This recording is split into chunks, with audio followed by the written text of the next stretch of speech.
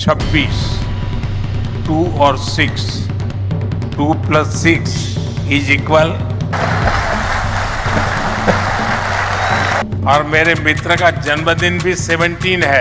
Kepada Perdana Menteri India pertama Jawaharlal Nehru.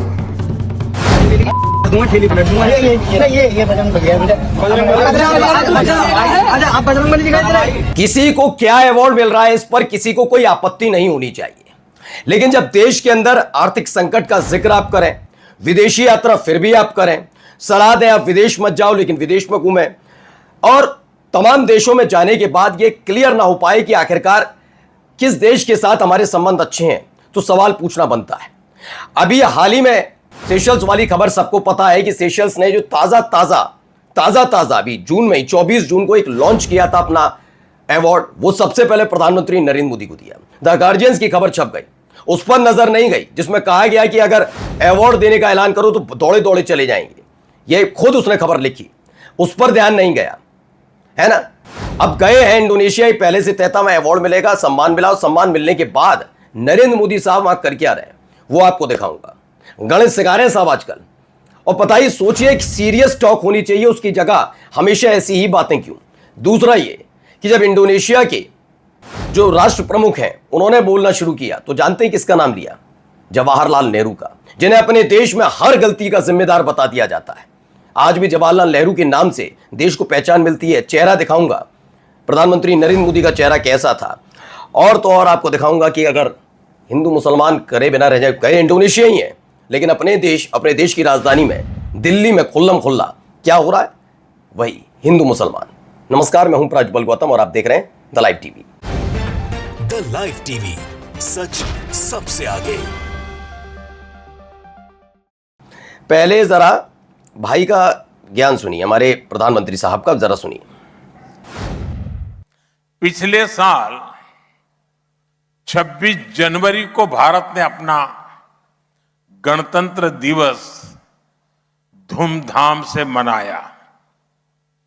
26, 2 और 6, 2 + 6 =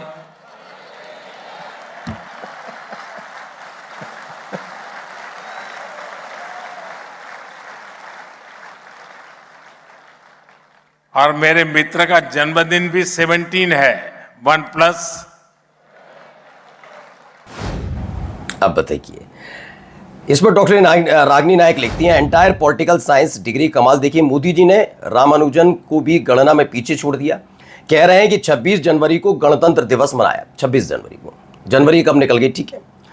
26, 2 और 6 मिलाकर 8 बनता है। इंडोनेशिया के राष्ट्रपति का जन्मदिन 17 तारीख को है। 1 और 7 भी मिलाकर 8। अब वो लिखते हैं, दिमाग में ऐसी बकवास आना तो ठीक है, लेकिन विदेशी मंचों पर ऐसी बकवास करने का हौसला कहां से आता है वो पूछ नहीं। देखिए, मेरा मानना है कि ऐसे शब्द तो मैं नहीं बोलूंगा, लेकिन फिलहाल क्या मतलब है, मतलब जोड़ घटाओ कहीं ना कहीं से, चूंकि आपको सम्मान दिया तो कुछ भी कर लेंगे, कुछ भी बोल रहे हैं, मतलब कैसे ना कैसे तुर्रा तुक्का फिट करना है कि ये है। अब किसी का 6 तारीख का जन्मदिन होगा तो कह दिया जाएगा 15 अगस्त मनाया। 1 और 5, 6 और उनका जन्मदिन, किसी के जन्मदिन से हमारे गणतंत्र दिवस की तुलना आप करना है। ये हमारे देश के प्रधानमंत्री हैं। खैर, अब आइए जरा दूसरा। और कल मैं राष्ट्रपति जी के साथ उस पवित्र मंदिर के दर्शन के लिए जा रहा हूं। और कल तारीख क्या है?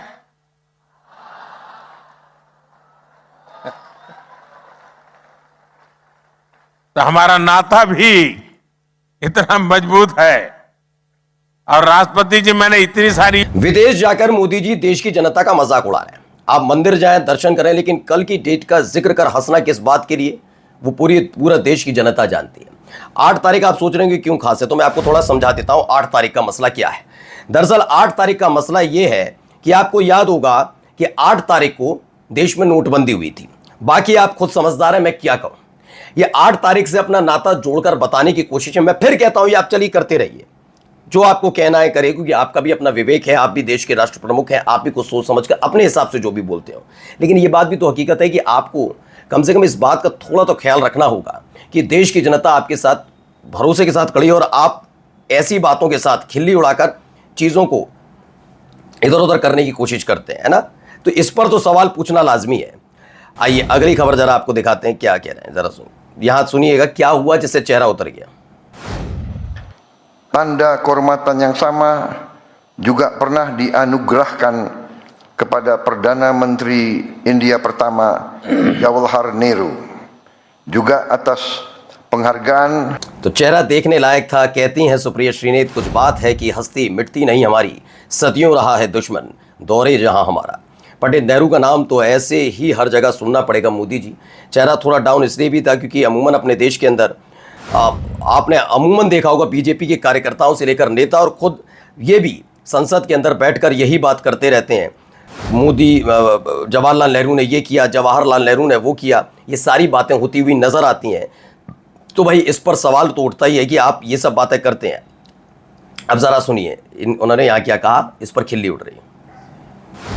पिछले साल 26 जनवरी को भारत ने अपना गणतंत्र दिवस धूमधाम से मनाया।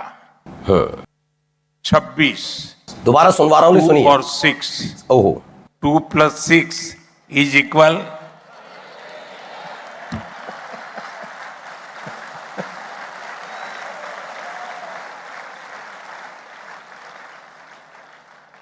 और मेरे मित्र का जन्मदिन भी 17 है, 1+।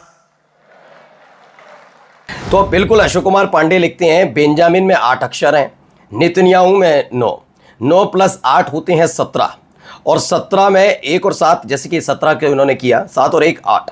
तो बेंजामिन नेतन्याहू से इसीलिए नाता है क्या?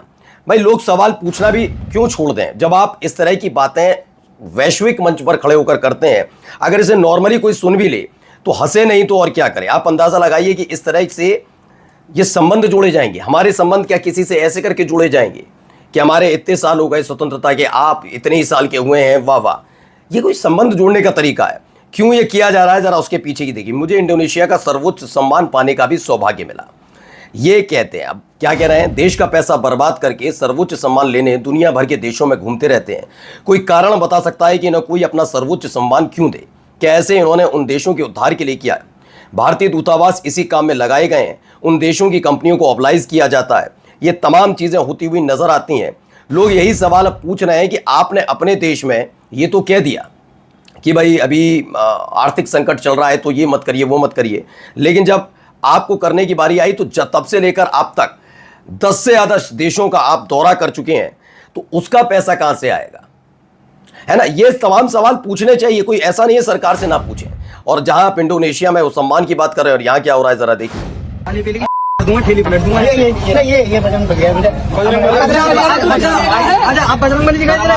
आप देख सकते हो हमारे पीछे हनुमान मंदिर भी है, शिव मंदिर भी है और खाटू श्याम मंदिर भी है। जस्ट इसी के सामने आपको हम दिखाएंगे वहां पे चल के कि क्या सीन है। ये तमाशे क्या हो रहा है? लगेगी आए आग तो आएंगे घर कई जद में, यहाँ पे सिर्फ हमारा मकान थोड़े ही है। इंदिरापुरम दिल्ली का बताया जा रहा है। इंदिरापुरम में हिंदू संगठन से जुड़े ऋषि राजपूत और उसके साथियों ने मंदिर से कुछ दूरी पर ठेले पर नॉनवेज बेच रहे संजय कुमार को परेशान किया। सलमान नहीं, संजय। कौन क्या पहनेगा, क्या बेचेगा और क्या खाएगा, इसका फैसला खुद को कानून से ऊपर समझने वाले हिंदू संगठनों के गुंडे करेंगे। अगर किसी को आपत्ति हो तो उसका रास्ता कानून है, ना कि किसी नागरिक को डराना धमकाना। लेकिन इसी से तो कुछ राजनेताओं की रोजी रोटी भी चलती है। नमस्कार। द लाइव टीवी, सच सबसे आगे।